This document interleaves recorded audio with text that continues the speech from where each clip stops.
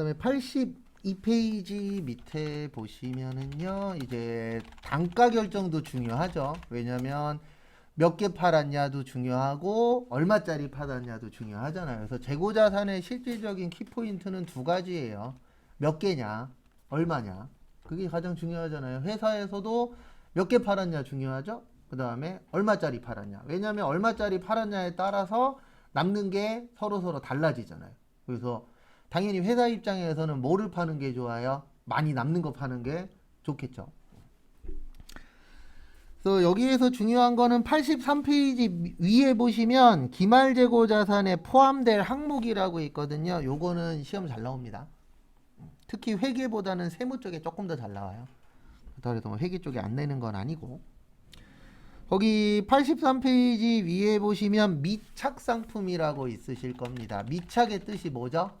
아직 도착 안 한 겁니다. 근데 여기에는 두 가지가 있어요. 하나는 선적지 인도 조건이 있고요. 또 하나는 도착지 인도 조건. 이렇게 이제 두 가지로 나누어진다라는 거 참고하시고.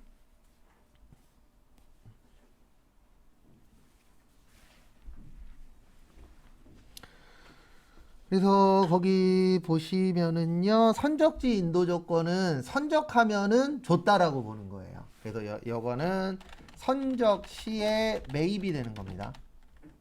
그러니까 선적이 뭐냐면 물건 주면 끝인 거예요. 그러니까 선적의 뜻은 원래 정확하게 설명드리면 선적은 배에 싣는 거예요. 그래서 배에다 실으면은 이제 더 이상 매출자 게 아니고 누구 거다? 매입자 거다. 근데 우리는 일반적으로 이쪽이에요. 도착지 인도 조건. 그래서 이건 도착 시에 매입했다, 샀다라고 보는 건데 우리 인터넷에서 물건 사죠. 맞죠? 그래서 물건 고른 다음에 시킵니다. 돈도 보냈죠. 근데 아직 물건 안 받았잖아요. 그러면 이 물건은 아직 내게 아니야. 그럼 뭐 택배 아저씨가 놓고 가거나 아니면 나한테 주잖아요. 그럼 내가 받았어. 그 다음에 봤더니 마음에 들어. 그러면 그때부터 누구게 되는 거예요? 내 거 되는 거. 그래서 우리나라는 일반적으로 대부분 다 요거예요. 무슨지요? 도착지. 이게 만약에 선적지가 되잖아요. 그러면 이런 문제가 생길 수 있어요. 누가 들고 갔어. 없어지잖아요. 그러면 보낸 사람 책임이 아니고 내 책임이 되는 거예요. 왜요? 보낸 사람은 물건을 보내기만 하면 끝인 게 선적지고, 도착지는 도착할 때까지 물건을 판 사람이 뭐 하는 거예요? 책임지는 거예요. 그래서 우리나라는 일반적으로 대부분 다 뭐예요? 요거죠. 그래서 저도 회사 다닐 때 딱 한 번 선적지 한 적이 있었어요. 또 회사가 물건이 필요한데 물건을 갖고 올 사람도 없고 그 상대방 거래처에서도 오늘은 못 보내준대요. 그래서 최후로 한 게 뭐였냐면 퀵으로 싸주세요. 근데 거기 사장님이 하는 얘기가 이거 깨질 수 있어요. 가다가 깨지면 우리는 몰라요. 이게 선적지 인도 조건이에요. 우리는 물건을 보내기만 하겠다. 보낸 이후에 책임은 네가 져라. 이게 선적지. 근데 우리나라는 도착지다 보니까 오다가 물건이 잘못됐어. 그럼 다시 받을 수 있어요? 없어요? 있죠. 그게 도착지 인도 조건이기 때문에 가능한 겁니다. 그 다음에 적송품. 요걸 다른 말로 위탁상품이라고도 해요. 그래서 요거는 두 명이 나옵니다. 위탁자라는 분이 있고 수탁자라는 분이 있는데 이렇게 생각하시면 돼요. 위탁자는 부탁하는 사람. 그 다음에 숫자 나오면 무조건 저희 공부할 때 숫자는 받을 숫자예요. 그래서 이건 부탁 받은 사람. 이렇게 이제 두 가지로 나누어집니다. 그래서 무슨 부탁을 하는 거냐면 이런 부탁하는 거예요. 이 물건 좀 팔아줘. 물건 팔아주면 돈 줄게. 수수료 줄게. 이런 식이 이제 적송품 위탁상품인데 우리가 그나마 돌아다니면서 볼 수 있는 것 중에 하나가 휴대폰 대리점. 휴대폰 대리점이 SK, KT, LG 대신 팔아주고 뭐 받죠? 수수료 받잖아요. 맞죠? 그런 개념이라고 보시면 돼요. 완벽하게 맞아떨어지진 않는데 그나마 우리 주변에서 가장 쉽게 볼 수 있는 게 휴대폰 대리점이라고 보시면 돼요. 그래서 팔아주고 SK, KT, LG로부터 뭐 받아요? 수수료 받잖아요. 그래서 적소품 위탁상품은 수탁자가 판매해야 매출이 되는 거예요. 왜냐하면 이 사람이 팔아주기로 했잖아요. 그러면 팔면 매출이 되는 거고 못 팔면 아무것도 아니겠죠. 이렇게 이제 나누어집니다. 그 다음에 시송품. 요즘 우리나라 이거 많이 해요. 요걸 이제 시용상품이라고도 하는데 우리 그거 있잖아요. 홈쇼핑 같은 거 보다 보면 거기에서 이제 쇼호스트가 이런 얘기 하죠. 일주일간 써보시고 마음에 안 드시면 뭐 하세요? 반품하세요. 그게 시송품, 시용상품이에요. 이게 써보고 사는 거예요. 용자가 쓸 용자예요. 우리가 마셔보고 사는 거 시음이라고 하잖아요. 먹어보고 사는 건 시식이라고 하고. 그래서 여기에서 말하는 시가 해보는 거예요. 그래서 시용상품은 써보고 사는 거. 근데 왜 이거를 많이 하죠? 요즘에 쇼핑몰이나 이런 데에선 시용상품을 많이 팔잖아요. 왜냐면 저도 그렇고 여러분들도 그렇고 약간 이런 거 있죠. 쇼핑몰에 나온 거나 아니면 저런 데서 파는 것들은 덜 좋은 거일 거야. 약간 그런 마인드 있어요? 없어요? 있죠. 그러니까 잘 안 팔리니까 써보고 사라 그러면 사람들이 좀 더 구매해요? 안 해요? 해요. 그리고 우리나라 사람의 특징이 대다수가, 다는 아니에요. 100%는 아닌데 대다수가 뜯으면 반품을 잘 안 해요. 그래서 그렇게 파는 거예요. 반품률이 뜯으면 100%는 아니고 대다수가 뜯으면 반품을 잘 안 한대요. 아마존 아시죠? 아마존이 3개월인가? 몇 개월인지 정확하게 기억 안 나는데 3개월인가 6개월 동안 묻지도 따지지도 않고 반품 다 받아줘요. 우리나라에서 그렇게 하면 100% 망해요. 왜냐면 미안하지만 우리나라 사람은 5개월 29일 쓰고 반품할 사람들이에요. 맞아요? 틀려요? 맞죠? 그래서 과거에 TV 프로 같은 데 보면 쇼호스트들이 나와갖고 황당했었던 거 있냐? 그러면 거기에 꼭 단골 손님으로 나오는 것 중에 하나가 연말 되면 모임들 많잖아요. 그러면 그 모임에 나가려고 옷을 구입을 하는 거예요. 인터넷 쇼핑몰이나 그런 데에서. 그리고 하루나 이틀 입고 다시 뭐예요? 반품해요. 근데 문제는 뭐냐면 모임이니까 화장하고 나가잖아요. 그러면 옷에 뭐가 묻어 있어요? 화장품이 묻어 있어. 이거 입지 않으셨냐? 그러면 뭐라 그래요? 입은 적 없다. 날 어떻게 보는 거냐? 내가 입었는데 반품하겠냐? 그럼 알면서도 반품해주는 거죠. 왜냐면 싸움 나봤자 우리나라는 아직은 나중에 어떻게 될는지 모르겠지만 아직은 소비자가 위잖아요.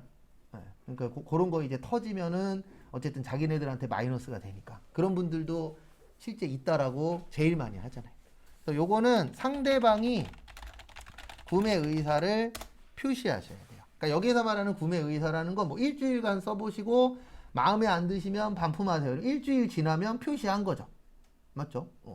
그 다음에 과일들 같은 경우에는 이런 문구가 나오더라고요.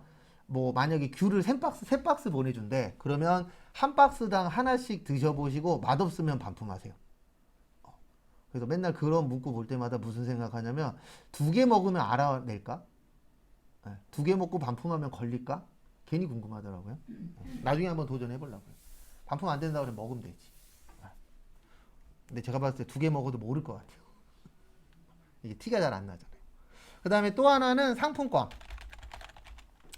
우리 상품권으로 물건 사고 팔죠. 그래서 요거 상품권을 회수하고 물건을 판매했을 때, 요때 이제 매출이 되는 거예요. 요건 없어야 상품권은 교재 빠졌더라고요, 하나.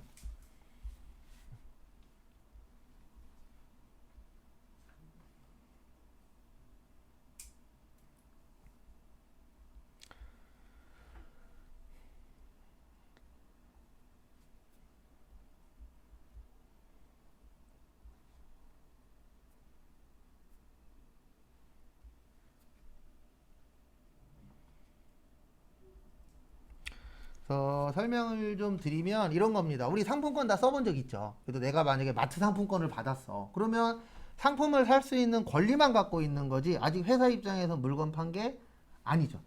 그래서 상품권 팔았다 그래서 회사에서도 매출로 안 잡아요. 그러면 이걸 가지고 이제 우리가 나중에 뭐 하죠?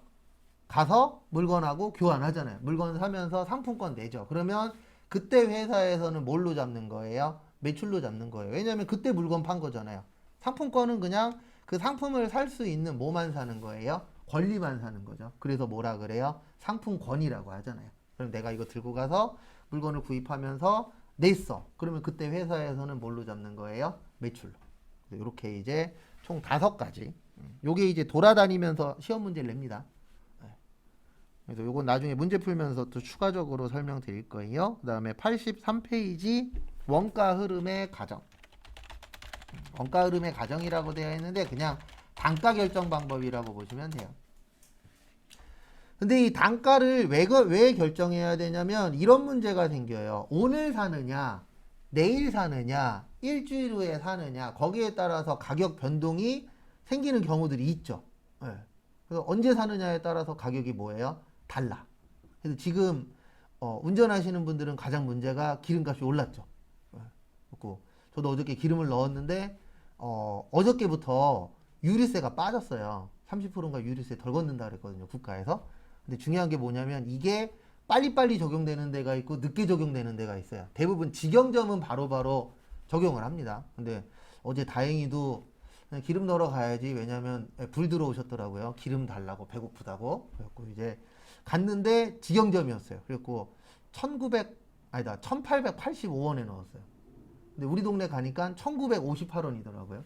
그러니까 이제 그게 직영점이냐 아니냐에 따라서 적용되는 속도가 다르기 때문에, 그래서 언제 사느냐에 따라서 가격이 어때요? 달라지죠. 그래서 첫 번째로 개별법. 항상 개별이라는 말이 나오면 요게 먼저 기억나야 돼요. 가장 뭐예요? 정확해요. 그 대신 정확한 대신 계산은 어때요? 복잡해요. 왜냐면 몇 개씩 계산해야 되니까 하나씩. 그 다음에 비싸요.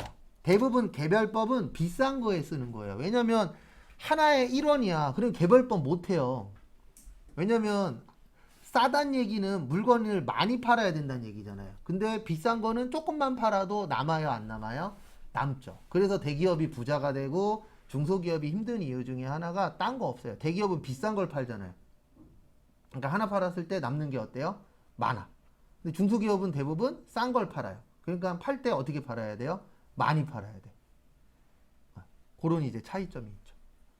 그리고 돈 많으면 설마 중소기업 하겠어요? 대기업 하겠지.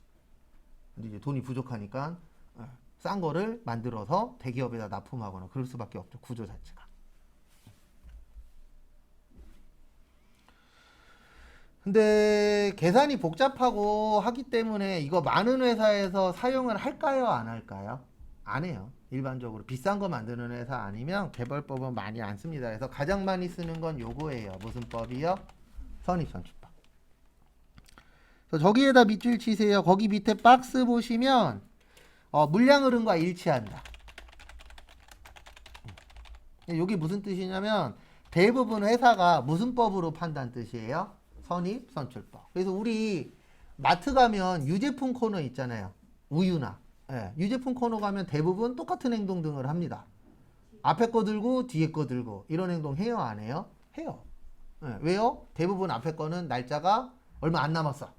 뒤에 거는 날짜가 오래 남았을 확률이 높아. 근데 처음부터 끝까지 다 똑같을 때도 있어요. 예. 그리고 간혹 가다가 직원이 장난칠 때도 있습니다. 가운데에다 막 넣어놓고. 예. 왜냐면 대부분 앞뒤 드니까 막 가운데다 넣어놓고 아니면 저기 밑에다가 꽂아놓고 이런 경우들도 있어요. 그래서 어떻게 보면은 거기 직원분하고 사시는 분들하고 이제 머리 싸움 하는 거예요. 그래서 저도 간혹 가다가 저쪽에 있네 그래갖고 뒤져보면 저쪽에 있는 게 날짜가 더 오래 남은 거야. 그런 경우들도 종종 있어요. 근데 어쨌든 대부분 회사에선 선입선출법으로 팔 수밖에 없어요. 왜냐하면 유통기한이라는 게 있잖아요. 그럼 대부분 오래 남은 거는 늦게 팔면 회사 입장에선 좋고 적게 남은 거는 빨리빨리 파는 게 뭐하죠? 좋죠. 회사 입장에서는. 그래서 일반적인 물량 흐름과 뭐한다? 일치한다. 그 다음에 거기 두 번째 보시면 기말재고자산은 현행원가 반영. 이게 무슨 뜻이냐면 여기부터는 이제 조금 생각을 하셔야 돼요. 기말 그러면 몇 월 며칠이라 그랬죠? 네, 12월 31일 남은 걸 기말재고자산이라고 해요. 그러면 선입선출법의 뜻이 옛날 걸 파는 거잖아요. 그러면 옛날 걸 파니까 최근 거는 팔렸을까요? 남았을까요?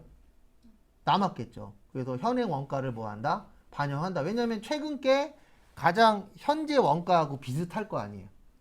그래서 기말재고자산은 현행 원가를 반영한다. 그 다음에 거기 밑에 보시면 체계적이고 객관적이므로 이익 조작의 가능성이 작아요. 왜냐하면 실제 회사에서 옛날 거 먼저 팔잖아요. 그러면 이익을 조작할 필요가 없죠. 왜냐면 내가 진짜 옛날 거를 지금 뭐 했으니까 팔았으니까. 그래서 저도 예전에 공장 다닐 때 되게 오랜만에 팔린 거 있거든요. 네. 공장 창고 저기 구석에 가갖고 끌어내갖고 하루 종일 닦았어요. 네. 근데 그분들은 새 건 줄 알고 샀겠죠. 근데 파는 사람은 그걸 새 걸로 만들려고 하루 종일 닦아갖고 내보낸 적도 있었어요. 네. 왜냐면 옛날 거 먼저 뭐 해야 되니까 팔아야 되니까. 그래서 실제 하고 가장 일치하는 게 무슨 법이라고요? 선입선출법. 그 다음에 단점. 단점은 지금 우리나라가 요 상황인 거예요. 물가가 상승하면 이익이 커져요. 왜냐하면 옛날에는 가격이 쌌잖아요. 근데 지금은 가격이 어때요? 비싸. 그러면 팔았을 때 남는 금액이 어떻죠? 많죠. 무조건 많이 남는다 그래서 무조건 좋은 건 아니에요. 왜냐하면 많이 남으면 뭐를 많이 내야 돼요? 세금을 많이 내야 돼요.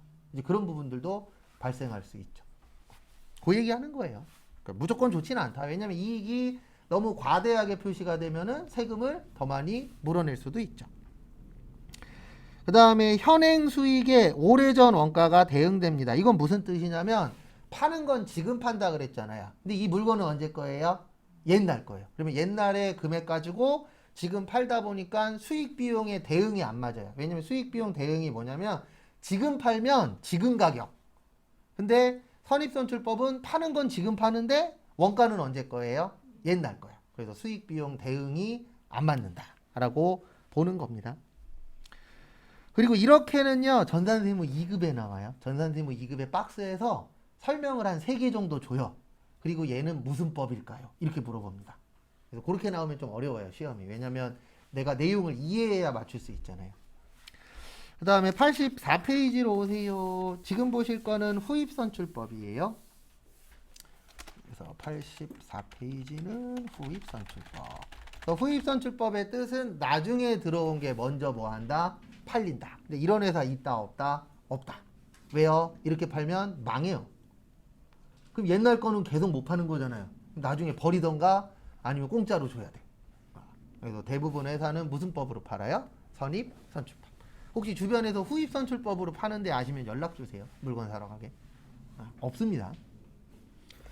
그래서 거기 보시면 장점, 수익과 현재의 원가를 대응시킬 수 있다. 이게 무슨 뜻이냐면 최근 걸 파는 거잖아요. 그러면 최근 원가에 최근 가격이겠죠. 그리고 그 두 가지가 대응할 수 있다. 그 다음에 물가가 지속적으로 상승할 때 세금을 적게 낼 수 있어요. 왜냐하면 남는 게 적으니까. 이 세금이라는 거에 대해서 오해하시는 분들이 계시는데 세금은 무조건 돈 벌었다 그래서 내는 게 아니에요. 많이 남으면 많이 내는 거고 적게 남으면 어떻게 내는 거예요? 적게 내는 거예요. 그리고 이놈의 뉴스가 문제예요. 저희 어머니가 최근에 이제 집을 파셨거든요. 조그만 집으로 이사 가시려고. 근데 연락이 왔어요. 자고 있는데 낮잠 자고 있었거든요. 일요일 날. 왜 전화하셨나 했더니 요즘 계속 뉴스에서 집 팔면 세금 많이 낸다 이런 거 계속 나오잖아요. 그러니까 저한테 전화 주셔갖고 이거 세금 많이 내냐고. 참고로 1가구 1주택은 세금 안 내요. 웬만한 집은 3년 이상만 살면 보유기간 3년에 그 다음에 거기에서 3년 이상만 살면 세금 안 내거든요. 근데 뉴스에서 맨날 이거 팔면 세금을 얼마를 내야 되는 등 그거는 있는 사람들 얘기고 여기에서 말하는 있는 사람들은 최소 1가구 2주택. 근데 1가구 2주택이 필요해요? 필요 없어요? 필요 없죠. 그러니까 세금 지금보다 더 많이 내도 돼요. 근데 왜 그걸 못해요? 지들이 갖고 있으니까. 세금을 조정하시는 그분들이 많이 갖고 있잖아요. 집을. 그러니까 더 못 올라요. 맞죠? 왜요? 지가 세금 많이 내야 되는데 지가 그런 행동을 하고 있어요. 그래서 실질적으로 후입선출법으로 팔면 남는 게 적기 때문에 최근에 거 최근에 팔면 남는 게 적잖아요. 대부분 오래 가지고 있어야 남는 게 어때요? 커지겠죠. 왜냐면 내가 10년 전에 100만 원에 샀어. 지금 1000만 원에 팔았어. 그러면 900 남잖아요. 근데 최근에 1000만 원에 샀어. 1100만 원에 팔았어. 얼마 남아요? 100만 원 남아요. 그래서 제가 그런 얘기를 하는 거예요. 내기에 들어오면 늦었다가 딴 것 때문이 아니고 내기에 들어오면 이미 가격이 올라간 상태예요. 그리고 그 상태에서 하잖아요. 그러면 남아도 얼마 안 남아요. 비트코인 예를 들어 드릴까요? 비트코인으로 제일 먼저 산 게 뭔지 아세요? 미국에서? 피자 2판이에요. 근데 그 피자 2판이 가격 제일 많이 올랐을 때로 하면 400억인가 500억이에요. 옛날엔 그만큼 가치가 없었으니까. 근데 최근에 샀어. 그러면 남는 게 적겠죠. 왜요? 비쌌을 때 샀으니까. 그래서 우리가 뭐든지 돈 벌려면 싸게 사서 어떻게 해야 돼요? 비싸게 팔아야 돼. 근데 그러려면은 시간이 좀 오래 필요해요. 그 다음에 뭐 나머지는 그렇게 보실 거고 거기 단점의 두 번째 줄만 밑줄만 좀 쳐주세요. 물량 흐름과 원가 흐름의 가정이 불일치합니다. 물량 흐름과 원가 흐름의 가정이 불일치. 이게 왜 불일치하냐면 우리 대부분 다 물건은 옛날 걸 먼저 판다, 최근의 걸 먼저 판다? 옛날 걸 먼저 팔잖아요. 그러면 흐름이 안 맞을 수밖에 없겠죠. 그래서 선입선출법에 좋은 거는 후입선출법에 나쁜 거예요. 왜냐하면 두 가지는 반대잖아요. 선입은 먼저 들어온 거 먼저 팔고 후입은 나중에 거 먼저 팔기 때문에 두 가지는 완전 반대입니다. 그 다음에 거기 밑에 그 박스 보시면 기말재고 매출원가 당기순이익 현금 흐름이라고 있잖아요. 예전엔 이렇게 외웠었는데 저희는 그냥 한 줄로 외울 거예요. 물가 상승 시에 아까 적어드린 거에 있어요. 매출 원가만 무슨 법이 크다? 후입선출법. 그 다음에 나머지는 선입선출법. 그래서 거기 밑에 박스 보시면 매출 원가 빼놓고는 부등호가 반대예요. 맞죠? 기말재고하고 이익 보면은 선입이 크죠. 근데 매출 원가만 누가 커요? 후입이 커요. 그래서 요거 한 줄 갖고 맞출 겁니다. 그 다음에 제가 아까 요렇게 적어드렸었죠. 단가 결정 방법의 개별, 그 다음에 개별법, 선입선출법, 후입선출법, 가중평균법에 제가 아까 이렇게 적어드렸죠. 계속기록법 쓰면 이동평균법. 그 다음에 여기에다가 실지재고 조사법 쓰면 총평균법이라고 적어드린 거 있잖아요. 이게 거기 제일 밑에 있는 박스예요. 84페이지 밑에 보시면 계속기록법 밑에 뭐라고 적혀 있죠? 이동평균법. 그 다음에 실지재고 조사법 밑에 뭐라고 쓰여 있어요? 총평균법. 그래서 시험 문제가 이런 식으로 나와요. 어떤 식으로 나오냐면 다음 중 계속기록법으로 작성할 수 없는 것은 뭐 이런 식으로 나와요. 그래서 뭐 1번 선입선출법, 그 다음에 뭐 2번 이동평균법, 그 다음에 뭐 3번 총평균법, 4번 후입선출법. 이렇게 나오면 답은 몇 번이 되는 거예요? 네, 3번이 되는 거예요. 왜냐하면 총평균법은 계속기록법이 아니고 뭐를 써야 된다고요? 실지재고 조사법. 시험 문제 이렇게 나와요. 그래서 어쩔 수 없이 외우는 거예요. 저희가 외우는 건 시험 문제 자체가 어쨌든 우리가 문제를 풀어서 답을 맞춰야 되잖아요. 근데 저희가 외우는 건 대부분 다 이해력보다는 그냥 외우면 맞출 수 있는 거. 그런 거는 외워서 푸는 거고 이해해서 풀어야 될 것들은 이해하셔야 됩니다. 그래서 평균적으로 이론이 15개 나오는데 한 반은 이해, 반은 암기라고 보시면 돼요. 근데 우리가 솔직히 기간이 길지 않기 때문에 이해보다는 어쩔 수 없이 암기 쪽에 조금 더 치중할 수밖에 없어요. 그래서 수업하다 보면 이런 얘기를 질문하시는 분들이 있어요. 아우 저는 이해력이 이해할 수 있어야 문제를 풀 수 있어요. 그러면 핵교를 댕기십시오. 한 2년 정도 못해도. 네. 그러면 좀 이해를 하실 겁니다. 이게 단기간에 이해를 시켜드릴 수가 없어요. 구조 자체가. 왜냐면 한 바퀴 도는데 1년 걸린다 그랬잖아요. 근데 우리가 해야 될 게 회계만 있는 게 아니잖아요. 또 프로그램도 달아야죠. 세법도 달아야죠. 참고로 전산회계 1급 정도 학교 다닐 때 수준이 되려면 대학으로 봤을 때 전문대로 봤을 때에 1년 정도 다녀야 돼요. 4년제로 봤을 때는 한 1년 반에서 2년 정도는 다녀야 전산회계 1급 정도 볼 수 있는 교육을 받아요. 근데 그거를 저희는 한 달 반, 2달 이 안에 끝내야 되기 때문에 제가 최대한 이해시켜 드리려고 설명은 드리지만 100%다 이해시켜 드릴 수 있다. 혹시 그런 강사분 계시면 그분한테 가서 배우시는 게 맞습니다. 네. 수업 열심히 들으시고 수업 끝날 때쯤 되면 한 반 정도 이해할 거예요. 진짜 많이 이해해야 한 5분의 3 정도, 한 50%에서 60%. 좀 부족하신 분들은 한 3, 40%. 근데 어쩔 수 없어요. 왜냐면 시간은 한정되어 있고 할 건 많고. 그 다음에 85페이지 위에 보시면 감모손실인데 요거는 암기한 게 시험 문제 많이 나옵니다. 두 가지가 있어요. 정상적하고 비정상적. 그냥 시험 문제는 어떻게 나오냐면 정상적일 때 어떻게 되냐, 비정상일 때 어떻게 처리하냐 이렇게 나와요. 그냥. 그래서 정상적일 때는 원가 처리합니다. 그래서 원가에 가산하고 붕괴는 한다 안 한다? 안 한다. 그 다음에 비정상적일 땐 영업의 비용 처리하고 붕괴하는데 요 붕괴는 세무 때 배우실 겁니다. 이렇게 이제 나누어진다라는 거 참고하시고, 그 다음에 마지막으로 보실 게 재고자산의 평가손실. 그래서 평가는 돈 맞추는 거라 그랬죠. 근데 우리나라는 저가법을 씁니다. 그래서 저가의 뜻은 금액이 오른 거다 떨어진 거다 떨어진 거. 그래서 거기 하락이라고 써 있잖아요. 하락이 뭐 하는 거예요? 떨어지는 거죠. 그래서 우리 회계 처리할 때는 매출 원가로 처리해요. 그래서 거기 제일 밑에 보시면 매출 원가라고 있을 거예요.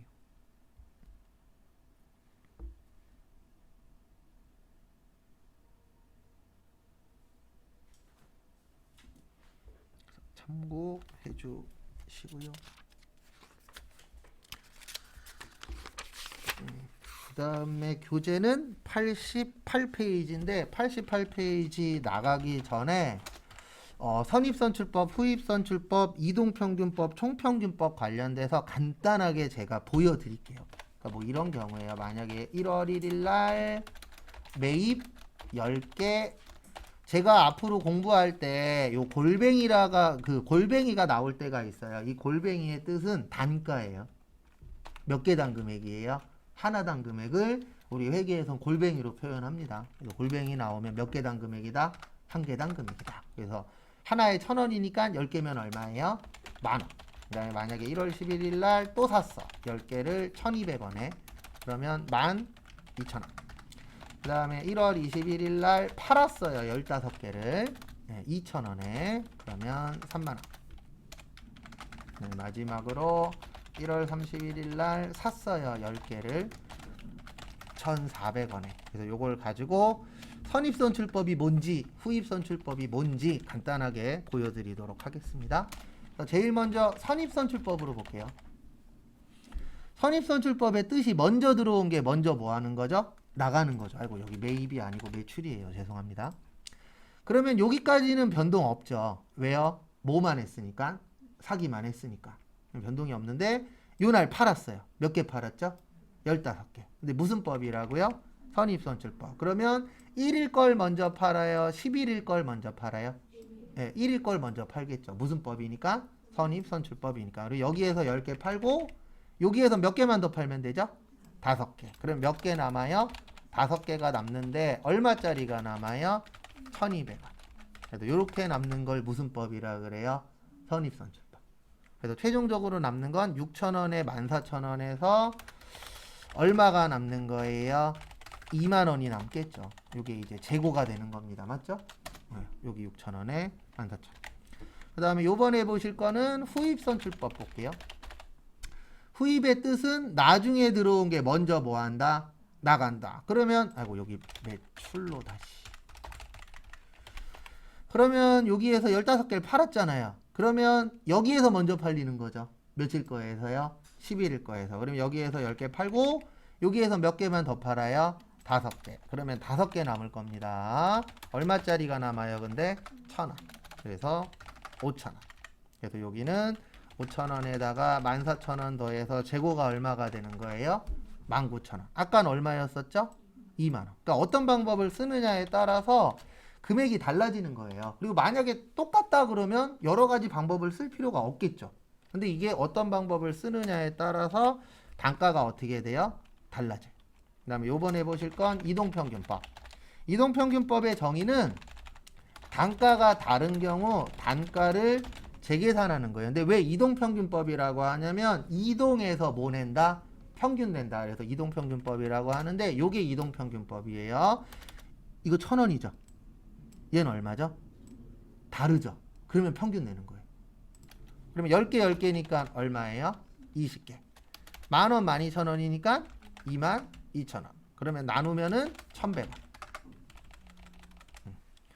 그러니까 단가가 틀릴 때마다 단가를 계속 평균 내는 거예요. 그 다음에 여기에서 몇 개 팔았죠? 15개. 그러면 5개 남았겠죠? 근데 평균 냈더니 아까 얼마 나왔어요? 1,100원. 그래서 얼마요? 5,500원. 근데 문제가 뭐냐면 얘는 1,100원이죠. 얘는 얼마예요? 그러면 또 평균 또 내야 돼요. 왜요? 단가가 뭐하니까? 다르니까. 그러면 10개에다 5개에서 15개. 14,000원에 5,500원에서 19,500원. 계산기. 19,500원을 15개로 나누면 1,300원 나와요. 이렇게 단가가 틀릴 때마다 이동해서 뭐 낸다고요? 평균 내. 그래서 무슨 법이라 그래요? 이동평균법. 참 불편하게 잘 만들어놨죠? 그냥 하나만 만들지 왜 이렇게 복잡하게 만들어놨는지. 그다음에 요번엔 총평균법. 총평균법은 총의 뜻이 뭐죠? 네, 전부, 토탈. 그래서 총평균법은 매출을 제외한 나머지를 평균 내는 게 총평균법이에요. 그러니까 한 번에 평균 낸다 그래서 무슨 법이라 그래요? 총평균법. 그래서 이렇게 하는 거예요. 10개, 10개, 10개. 그럼 몇 개예요? 30개. 왜냐면 매출은 평균 안 낸다 그랬잖아요. 그 다음에 10,000원, 12,000원, 14,000원 하면 36,000원. 그래서 나누면 1,200원 나와요. 근데 우리 지금까지 몇 개 팔았다고요? 15개. 그러면 이렇게 남겠죠. 5개의 단가는 얼마예요? 1,200원. 그러면 얼마 남은 거예요? 6,000원. 아니다. 5개가 아니구나. 아이고, 큰일 날 뻔했네. 15개. 금액이 너무 작다 했다. 만 얼마요? 8,000원. 이렇게 한 번에 평균 낸다 그래서 이걸 무슨 법이라 그래요? 총평균법. 근데 시험 문제 90%는 이게 나와요. 선입선출법 아니면 무슨 법이요?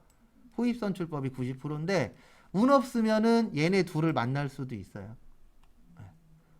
저희 시험은 이렇게 생각하시면 돼요. 운빨이에요. 진짜로 거짓말 안 하고. 제일 많이 붙었을 땐 60% 가까이 붙었고 제일 조금 붙었을 때 전산에게 1급이에요. 제일 조금 붙었을 때가 8.8%거든요. 갭 차이가 좀 심해요. 그래서 내가 만난 시험이 몇 프로냐도 중요합니다. 왜냐하면 시험이 쉽게 나오면 떨어지실 분도 붙고요. 시험이 어렵게 나오면 붙을 사람도 뭐예요? 떨어져요. 근데 이거는 약간 복불복 개념이라. 근데 그 시험이 쉽다 어렵다의 기준은 이렇게 보시면 돼요. 예전에 나왔었던 거에서 많이 나오면 시험이 쉽고요. 새로운 게 많이 나오면 시험이 어때요? 어려워요. 근데 이거는 뭐 아무도 몰라요. 어떻게 낼는지 시험장 가서 뚜껑 열어봐야 되니까. 그래서 우리가 해야 되는 건 하나밖에 없어요. 어떻게 나오든 합격할 수 있게 준비하는 수밖에. 이거는 이제 협회에서 한 3명인가 4명 들어가고 다 세무사예요. 그러니까 실제 수업하시는 분들이 아니기 때문에 중간치를 몰라요. 왜냐면 저보고 내라 그러면 여러분들 잘 푸는 거 못 푸는 거 거의 다 알잖아요. 그러니까 요런 거 내면 합격률이 올라갈 거야. 요런 거 내면 합격률이 떨어질 거야. 이걸 어느 정도 아는데 그분들은 이제 공부만 하셨던 분들이고 실제 수업을 거의 안 하시기 때문에 뭘 잘 푸는지 뭘 못 푸는지 잘 몰라요. 그러니까 복불복이 돼버려요. 네. 그러니까 어렵더라도 잘 푸는 문제가 있고 쉽더라도 못 푸는 문제가 있거든요. 근데 그런 걸 잘 모르시죠. 그분들은. 근데 어쩔 수 없어요.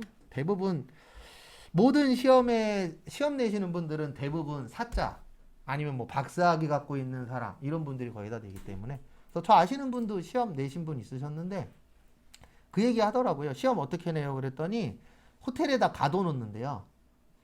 네, 그 다음에 그 모든 교재를 다 준대요. 그 안에서 문제 내시라고.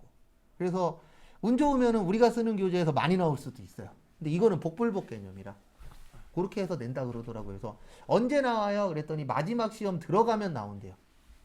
마지막 시험이 지금은 시간이 4시인가 5시로 바뀌었는데 예전엔 3시가 마지막 시험이었거든요. 그러면 3시에 나온다 그러더라고요. 왜냐면 미리 나오면 시험지 문제 알려줄 수도 있잖아요. 그래서 그때 나온다 그러더라고요. 예, 1년에 6번. 그렇죠. 6번 보는데 들어갈 때마다 이제 바뀌죠. 그러니까 연도마다 바뀌는 것 같아요. 제가 봤을 때는. 그래서 시험, 그러니까 사람들마다 중요하게 생각하는 게 다르잖아요. 그래서 몇 년 동안 안 내던 문제가 갑자기 나왔어. 그러면 이제 기존에 안 냈었던 분들이 다시 내거나 그런 개념은 있는데 뭐 누가 내는지는 안 알려주니까. 근데 복불복이에요. 근데 저희 시험만 그런 게 아니고 대부분 자격증 시험이 다 그래요. 그래서 누구는 쉬웠다, 누구는 어려웠다 그러는데 그냥 나한테 쉬우면 쉬운 거고요. 나한테 어려우면 뭐 한 거예요? 어려운 거지. 뭐 남까지 그거 걱정 어떻게 해요? 몇 프로냐 중요치 않아요. 아까 그 제일 조금 붙었을 때가 8.8%라 그랬잖아요. 그때도 저한테 배우신 분 5명에서 3명 붙었었어요. 그리고 60%도 중요치 않아요. 왜냐면 그때 우리 반 6명인가 봐서 1명인가 2명 붙었으니까.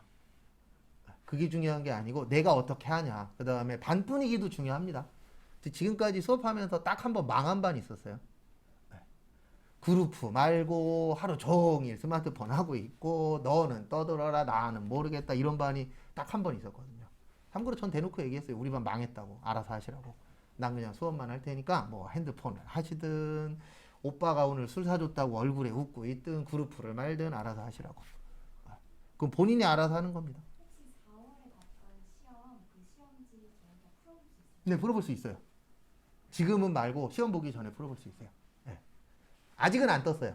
아직은 안 떴고 걔네가 아마 5월 한 중순 정도 되면 문제 올려놓을 거예요. 그거는 프린트해서 저희 풀어볼 거니까 시험 보기 전날 풀어볼 거예요. 왜냐면 시험 보기 전날은 총정리해야 돼서 그래서 시험 보기 전날 최근에 거 풀 거니까. 네. 그 다음에 88페이지 채권 채무. 근데 뭐든지 다 자기 하기 나름입니다. 내가 열심히 하면 좋은 결과가 올 것이고 근데 열심히 안 했다 해서 떨어진다 이건 아니에요. 지금까지 붙으신 분들 중에 공부 하나도 안 하고 붙은 사람들도 많아요. 근데 대부분 그런 분들은 학교 다닐 때 이걸 배웠거나 이쪽에서 오래 근무를 하셨거나 그런 분들이지 완전 처음이야. 그런 분들은 공부 당연히 해야 돼요. 왜냐면 그런 분하고 똑같이 보면 안 되잖아요. 그 사람들은 그 전에 내공이 쌓여 있는 상태고 나는 아직 준비된 게 없잖아요. 그러면 남들보다 하나라도 더 고민하고 하나라도 더 봐야죠. 절대로 저는 우리 100m 라인이라고 하잖아요. 출발선. 예, 저는 공정하다라고 생각 1도 안 해요. 스타트부터 다 달라요. 어떤 애는 이미 100m라고 치면 90m에 가 있는 애가 있고 어떤 애는 아직 출발선에 못 선 애도 있고 어떤 사람은 30m 이게 서로 다 다르기 때문에 그걸 내가 쫓아가려면 그만큼 투자를 하고 시간을 해야지 절대로 그냥 되는 건 1도 없어요. 그리고 사람들이 알아주지도 않아요. 본인 거 본인이 알아서 챙겨 먹는 거지. 여러 명이서 밥 먹으러 가봐요. 누가 챙겨줘요? 내 거 내가 알아서 챙겨 먹어야지. 그거는 이제 내가 얼마나 뜻이 있느냐 하려고 하는 마음이 있느냐 그게 중요한 거죠. 채권 그러면 요거예요. 받을 돈. 그래서 채권은 자산입니다. 왜냐면 받으면 내 거 되잖아요. 그 다음에 채무는 부채예요. 왜냐면 갚을 돈. 그래서 뭐가 많은 게 그나마 더 좋은 거라고요. 채권이 많은 게 채무보단 좋아요. 왜냐면 채무는 갚아야 되잖아요. 근데 이거 못 갚아. 그러면 문제 생겨요? 안 생겨요? 생겨요. 그래서 대부분 부채는 많이 안 만들려고 노력하죠. 근데 어느 순간부터 이 나쁜 놈들이 특히 이제 블로그나 유튜브나 여기에 돈 관련돼서 올리는 놈들이 꼭 엉뚱한 얘기들을 해요. 부채 무서워하지 말라고. 부채 무서운 거예요. 그런 식으로 얘기를 해요. 근데 중요한 게 뭐냐면 지들은 뭐 1억으로 10억을 만들었대. 그러면 내가 1억 주면 10억 만들어 줄 거예요? 아니잖아요. 그리고 만약에 거기에다 안 좋은 얘기 쓰잖아요. 내가 만약에 너가 시키는 대로 해서 돈을 못 벌었어. 그러면 뭐라고 댓글 다는지 아세요? 네가 공부가 부족해서. 그런 얘기 나도 해요. 공부가 부족한 게 아니잖아요. 타이밍이 안 맞은 걸. 그래서 제가 제일 싫어하는 책 중에 하나가 저희 집에도 많은데 부동산 관련된 책이랑 돈 버는 책 별로 안 좋아해요. 왜 안 좋아하냐면 그 사람들은 그때 때가 맞고 운이 맞은 거예요. 그대로 답습하면 어떻게 돼요? 망해요. 왜냐면 그때하고 지금하고 다르잖아요. 옛날에 만약에 집이 1억짜리야. 지금 1억짜리 집 별 볼 일 없잖아요. 그거 사갖고는 돈 못 벌어요. 그러면 5억 10억이 있어야 돈을 벌 수 있어요. 근데 5억 10억이 어딨어? 그 사람들이 무슨 얘기 하는지는 아는데 사기꾼들 되게 많아요. 그러니까 블로그나 그런 거 보시고 절대 투자하시면 안 돼요. 그 사람들이 책임 1도 안 져요. 잘못하면 다 네 탓이지 내 탓이 아니라고요. 맞잖아요. 잘 되면 내 탓, 안 되면 누구 탓이에요? 남 탓하잖아요. 뭐든지 다. 그래서 내가 뭔가를 해야 돼. 그러면 거기 관련돼서 많이 알아보고 해도 실패할 확률이 높거든요. 진짜 많이 알아봐야 돼요. 그래서 저도 예전에 보험 관련돼서 아는 사람한테 들었다가 사기나 마찬가지죠. 지 말로는 뭐 몇 년만 부으면 원금 회수 된다. 그리고 인터넷을 블로그부터 해서 카페까지 한 4, 500개 읽어봤는데 거의 99% 이상 무슨 내용이냐면 이거 잘못 들면 망한다. 그래갖고 3개월 들고 해약했잖아요. 30만 원짜리였는데 3개월이면 90만 원이죠. 해약했더니 12만 원인가 13만 원 주대요. 근데 지금 생각해보면 그때 해약한 게 다행이에요. 지금 갖고 있었으면 원금 회복이 안 돼요. 그런 보험들도 있잖아요. 근데 보험이 그 정도인데 뭐 주식이나 부동산이나 그런 쪽은 더 실패하면 워낙 크니까. 근데 항상 성공하면 행복합니다. 맞죠? 근데 그 성공이라는 열매를 맛볼 수 있는 사람은 많진 않아요. 그래서 사기꾼들도 많아요. 최근에도 제가 몇 번 봤던 유튜버인데 혹시나가 역시나더라고요. 돈 없는 것처럼 하고 자기는 안 좋은 회사 다니는 것처럼 하다가 자기 잘 나가니까 회사 그만뒀대. 근데 그 회사가 어디였냐면 삼성전자야. 다 그래요. 다 똑같아요. 그러니까 잘 나가는 사람은 잘 나가는 이유가 있어요. 주변에 정보가 많거나 아니면 자기가 이제 뒷바탕이 좋거나 뭔가가 있으니까 되는 거지. 일반적으로 그냥 되는 건 일도 없어요. 그래서 거기 보시면 외상 매출금과 외상 매입금이라고 있는데요. 우리 외상엔 두 가지가 있다 그랬습니다. 외상 매출금하고 뭐요? 외상 매입금. 그 다음에 미수금하고 미지급금. 그래서 위에는 판매와 관련이 있어. 밑에는 판매와 관련이 없어. 요 정도만 아시면 돼요. 왜냐면 얘네는 계속 나와요. 그리고 통제계정하고 인명계정이라고 있는데 저희하고는 상관이 없어요. 그래서 그냥 넘어갈 겁니다. 그 다음에 90페이지. 그리고 제가 초반에 좀 빨리빨리 나갈 거예요. 근데 그 이유는 뭐냐면 저도 다양하게 해봤는데 빨리 나가나 늦게 나가나 헷갈리는 건 똑같아요. 그러면 빨리 풀고 문제를 하나라도 더 풀 거예요. 그게 우리한테는 오히려 더 플러스더라고요. 또 제가 천천히도 해봤는데 결과적으로 천천히 하나 늦게 하나 헷갈리는 건 똑같다라고 하시더라고요. 그 다음에 90페이지 어음. 어음 시험 문제 잘 나옵니다.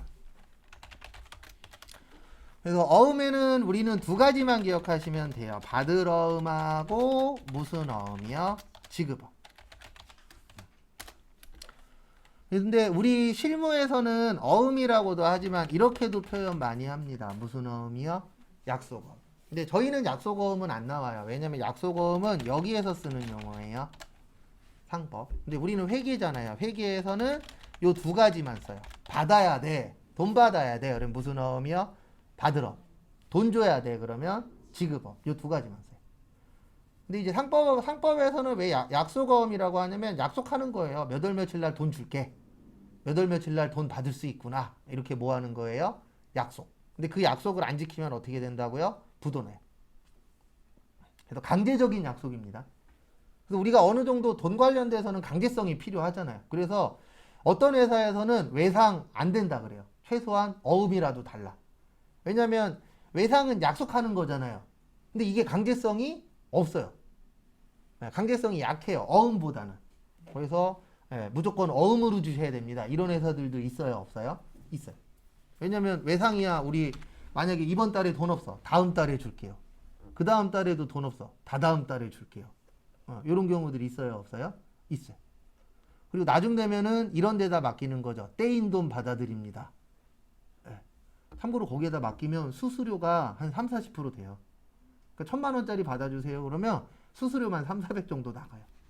그래서 웬만하면 본인들이 받으려고 노력을 하는 게 딴 것 때문이 아니고 내가 법적인 지식도 많지 않잖아요. 그래서 저도 예전에 회사 다닐 때 1억 정도 계속 못 주는 회사가 있었거든요. 근데 갑자기 우편물이 날라온 거예요. 그 떼인 돈 받아들입니다에다 넘긴 거죠. 우리 회사 거 1억을. 그 우편물이 날라와서 몇 월 며칠까지 안 주면 압류 걸겠다. 뭐 이런 식으로 이제 우편물이 날라왔더라고요. 그래서 제가 그거 이제 사장님한테 갖다 드렸죠. 우편물 왔다고. 그랬더니 사장님이 다음 주에인가 1억 들어올 거 있으니까 그때 돈 준다 그래요. 그래갖고 저 전화해갖고 다음 주에 돈 들어오니까 다음 주에 드린대요. 그랬더니 나한테 화내더라고요. 근데 무슨 화를 냈냐면 그분 때문에 알았어요. 이거 수수료가 40%라고. 줄 거면 빨리 주지. 왜 이렇게 일을 힘들게 만들었냐. 그래서 속으로 이 얘기 딱 한 번 하고 싶었는데 못했어요. 그러면 맡기기 전에 최후 통첩을 하시지. 맞잖아요. 얘기도 안 하고 그냥 넘긴 거예요. 갑자기 우편물 날라왔으니까. 그러면 최후 통첩이라도 하면 되잖아요. 진짜 이번 달 안에 안 주면은 뭐 하겠다? 넘기겠다. 압류 걸겠다. 이렇게 해서 쓰면은 우리가 뭐 알아보고 다음 주까지 드릴게요. 그때까지 안 주시면 압류 거세요. 이렇게라도 했을 건데 그냥 갑자기 우편물 날라와갖고 압류 걸겠다. 잃어버리면 뭐 우리도 몰랐었던 건데. 그리고 물어보니까 수수료만 한 30-40% 나간다 그러더라고요. 그래서 요거 두 가지 앞으로 많이 쓰실 거예요. 근데 어음에서 이제 저희 시험에서 중요한 거는 91페이지 배서. 요건 외우셔도 돼요. 배서 나오면 무조건 받을 어음이에요. 그래서 우리가 어음은 배서라고 하고 수표는 이서라 그래요. 그래서 수표 써보신 분들 있죠. 우리가 수표를 내밀면은 거기 직원이나 알바분이 이렇게 얘기를 합니다. 거기 주민등록번호 앞자리하고 이름하고 핸드폰 번호 적어주세요. 그걸 이서라 그래요.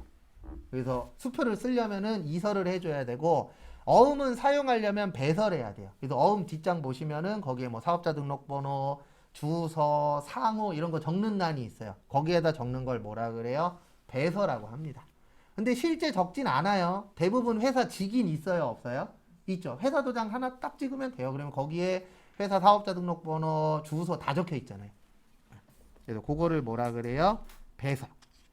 그 다음에 추심에다가 밑줄 치세요. 그래서 추심이 뭐냐면은요, 돈 받아주는 것을 추심이라고 합니다. 그래서 이 추심 행위를 꼭 아까 제가 이야기했었던 떼인 돈 받아들입니다. 여기에서만 하는 게 아니고요. 은행에서도 추심 행위를 해요. 그러니까 뭐냐면 우리가 이제 어음을 받잖아요. 그러면 은행에다가 예금을 해놔요. 그러면 은행에서 그 어음 받을 수 있는 날짜 있잖아요. 그 날짜가 되면 상대방 회사의 통장에서 빼와요, 돈을. 근데 중요한 건 공짜는 있다, 없다? 없다. 돈 달라 그래요. 그거를 추심 수수료라 그래요. 돈 받아왔으니까 수수료가 서비스 사용료예요. 그래서 요거는 수수료 비용이라고 합니다. 그래서 비용 그러면 돈 쓰는 거예요. 그리고 수수료 그러면은 서비스 사용료라고 생각하시면 돼요. 그래서 추심 수수료는 우리가 너를 위해서 돈을 받아갖고 왔다. 그러니까 돈 내놔. 요게 추심 수수료예요. 공짜는 없습니다. 그래서 최근에 이거 뉴스에 계속 나오는데 아직도 계속 나오더라고요. 다음인가 네이버 들어가면 이런 광고 뜨는 거 있어요. 인천 사람 제주도 무료로 보내드립니다. 네, 그거 사기입니다. 대부분 다 알고 있을 건데 최근에 또 당했다라고 또 뉴스에 나오더라고요. 뭐냐면 사진 찍으면 무료로 보내준다라고 하는데 그놈들이 어떤 놈들인데 무료로 보내주겠어요. 네, 사진 진짜 아무것도 아닌 거 주면 무료고 조금 좋은 걸 받으려면 몇백만 원 내야 그 사진 원본하고 받을 수 있어요. 네. 절대 공짜는 없습니다. 그런 거 가지 마세요. 근데 간혹가다 이제 혹해갖고, 그러니까 어떻게 보면 그분은 너무 착하게 사신 거죠. 네. 저처럼 이리 치이고 저리 치였으면 절대 안 갈 텐데. 절대 공짜는 없더라고요. 살아보니까. 그 다음에 93페이지. 요거까지만 보고 쉴게요. 그래서 배서 나오면 무슨 어음이라고요? 받으러. 요건 외우셔도 돼요. 아니면 기억하셔도 되고. 왜냐면 어음을 내가 받았으면 이걸 써야 되잖아요. 네, 쓰려면 뒤에다가 도장을 찍어야 되잖아요. 그 도장 찍는 행위를 뭐라 그런다고요? 배서라고 해요. 그 다음에 93페이지 보시면 할인이라고 있습니다. 우리가 다른 건 몰라도 요 용어는 대부분 다 알아요. 할인. 싸게 파는 걸 뭐라 그러죠? 할인이라고 하죠. 그래서 우리 백화점에서 할인 행사 한대. 그럼 사람들 막 그때부터 난리 났잖아요. 막 명품 할인 한대. 그 작년인가 재작년에 베스트 사진이 뭔지 아세요? 네, 이게 12월 달에 발표를 했었는데 베스트 사진 중에 하나가 그때 그 현대백화점이었나? 어느 백화점에서 명품 세일한다 그랬어요.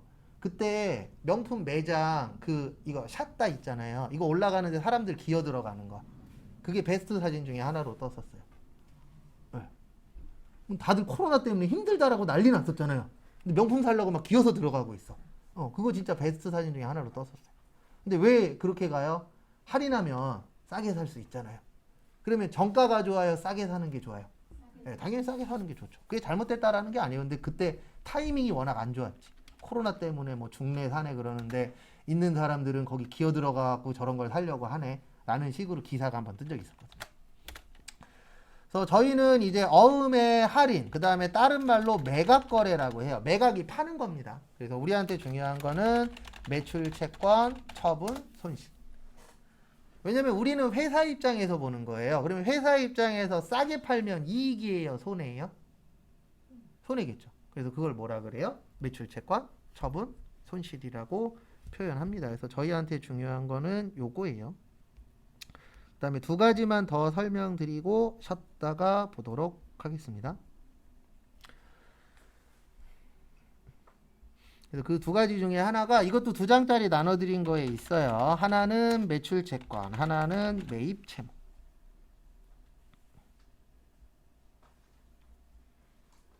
그래서 매출 채권은 뭐냐면은요. 외상 매출금 더하기 받으러움을 매출 채권이라고 하고요. 그 다음에 매입 채무는 외상 매입금 더하기 지급엄. 요거를 매입 채무라고 표현합니다.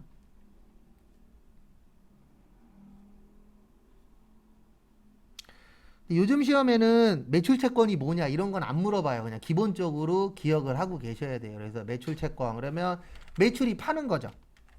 채권은 뭐 할 돈이에요? 받을 돈. 그래서 물건 팔고 받을 돈은 두 가지밖에 없어요. 외상으로 팔았다, 외상 매출금. 그리고 우리가 물건 판 다음에 어음으로 받을 수도 있잖아요. 그러면 그걸 무슨 어음이라 그래요? 받으러. 그 다음에 매입 채무. 매입은 산 거예요. 채무는 돈 안 준 거예요. 그래서 물건 사고 돈 안 줬을 때 처리할 수 있는 건 대표적으로 두 가지가 있어요. 외상으로 샀다 뭐요? 외상 매입금. 그 다음에 물건 사고 뭘로 주는 거예요? 어음으로. 그래서 어음으로 줬다. 그걸 무슨 어음이라 그래요? 지급 어. 이렇게 이제 나누어 지시고요. 잠깐 쉬었다가 11시 30분에 다음 거 또 보도록 하겠습니다.